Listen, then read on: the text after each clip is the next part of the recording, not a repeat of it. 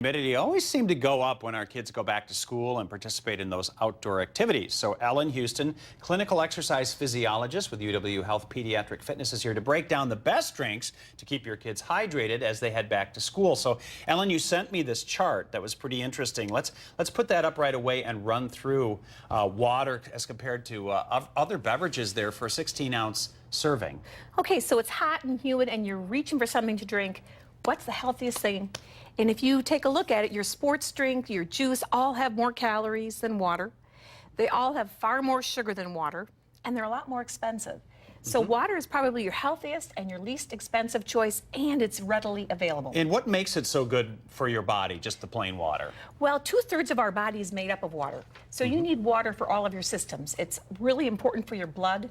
It helps keep your blood flowing. It helps your body produce sweat, which is how you cool off. It helps your lymph system, which helps fight infection, helps with digestion and elimination. Right, and we should point out, like the sodas, if they have caffeine, that dehydrates you, right? Yes. So yes. That does not help you at all if you're drinking soda with and it's harder caffeine. for your liver to try to deal with caffeine than just plain water. So how much water do we need, especially in an activity outside? With every meal. So at least, Okay. 8 to 12 ounces with every meal. If you're active and it's really hot, like kids are starting their high school sports, then you need to think about drinking water before your sport, like 2 hours before. Okay.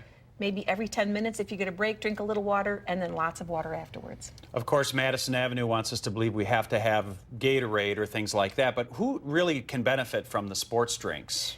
Most people can benefit just from water. Right. Very few people are exercising hard enough or long enough to warrant needing the electrolyte replacement. Those kids might be your football players, soccer players, long distance runners, where they're going over an hour. Right, okay. So to make water more interesting and fun, you have a good recipe we're going to put under news links at NBC15.com. But let's take a look at the ingredients.